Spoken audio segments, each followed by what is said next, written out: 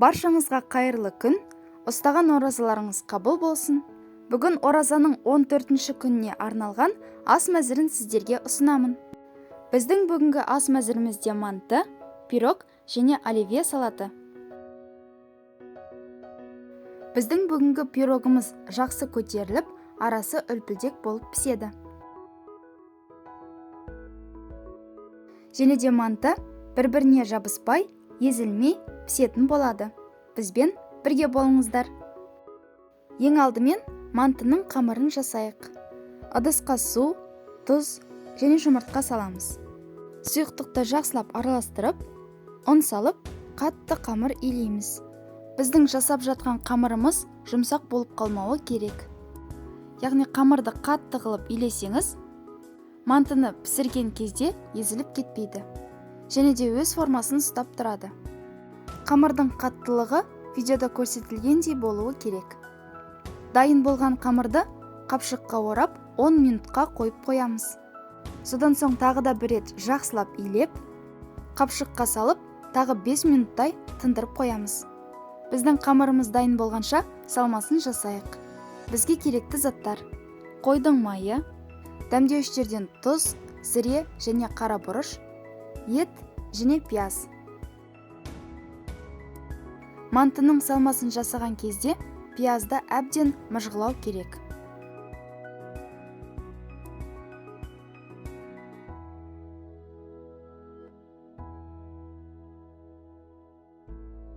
Пияздың үстіне ет, май және дәмдеуіштерді салып, барлығы біркелкі болғанша араластырамыз.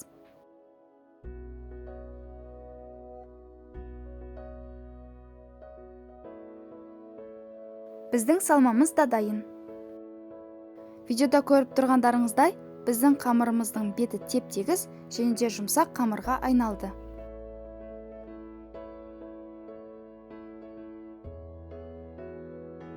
Енді қамырды 2 бөлікке бөлеміз.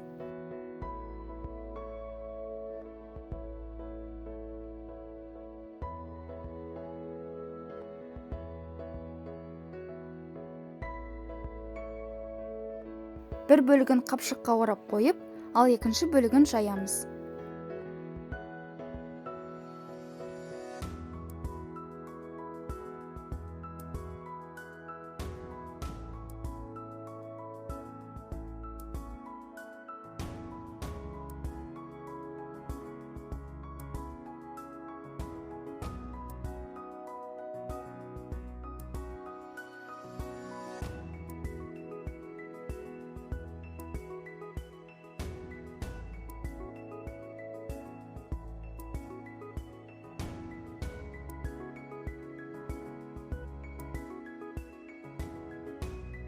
Қамырды видеода көрсетілгендей жұқалықта жаю керек.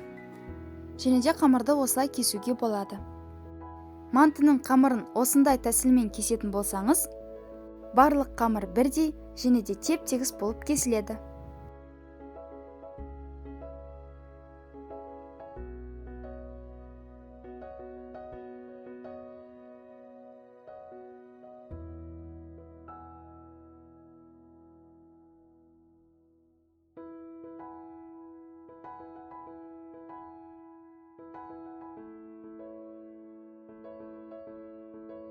Қамырдың шеткі бөліктерін осылай жабыстыру керек.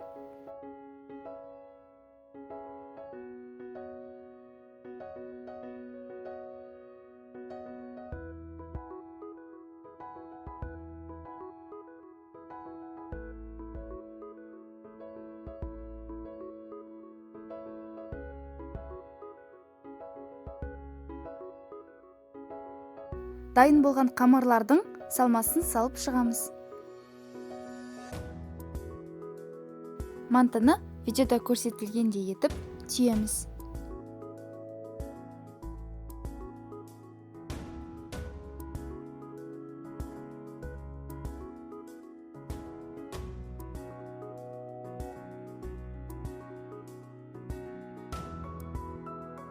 Мантыны түйіп мантаваркаға салмастан бұрын, міндетті түрде мантаварканың листін осылай майлау керек. Листке мантыларды салып жатқан кезде осылай жан-жағын майлаңыз. Сонда мантылар бір-біріне жабыспай піседі. Мантыларды түйіп листке салып болған соң, оны көп тұрғызбай, бірден қайнап тұрған мантаваркаға салу керек. Себебі мантының ішінде сулы салмасы болғандықтан, ол қамырдың астыңғы бөлігін жұмсартып жібереді. Сондықтан листке салынған мантыларды көп тұрғызбай, бірден қайнап тұрған мантаваркаға салыңыз. Және де мантаварканың ішіндегі су қатты қайнау керек. Манты 40-45 минутта піседі. Біздің тағамымыз дайын болғанша пирог жасайық. Бізге керекті заттар: 1 жұмыртқа, 1 кесе толмаған қант, май және сүт. Керегінше ұн міндетті түрде електен өткізілген болу керек.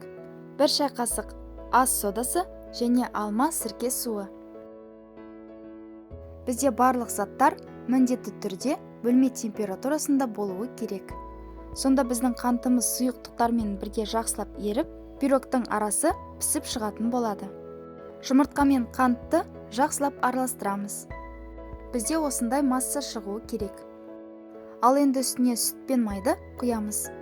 Пирог жасап жатқан кезде сұйықтықтың ішіндегі қант міндетті түрде соңына дейін еруі керек. Содан соң ғана ұн салуға болады. Ұнды сұйықтыққа салған кезде аз-аздан салыңыз.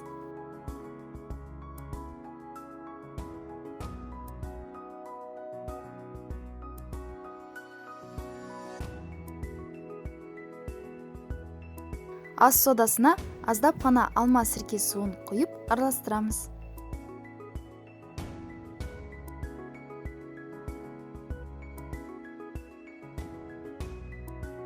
Ал содан соң қалған ұнды салып, тағы да араластырамыз.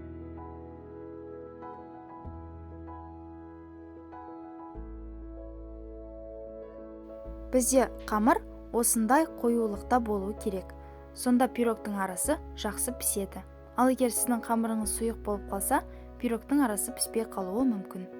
Дайын болған қамырды қалыпқа құямыз. Менде қалыптың астында пергамент қағазы төселген, және де қалыптың қабырғасы майланған. Пирогты 150 градус қызып тұрған духовкада пісіріп аламыз. Біздің пирогымыз да дайын. Пісіп шыққан пирогты бірден кесуге болмайды. Әбден суытып, сосын ғана кесіңіз. Көріп тұрғандарыңыздай, біздің мантымыз дайын болды. Манты пияз және қызанақ салмасымен өте дәмді үйлеседі. Және де біздің пирогымыздың арасы жақсы көтеріліп, үлпілдек болып піскен.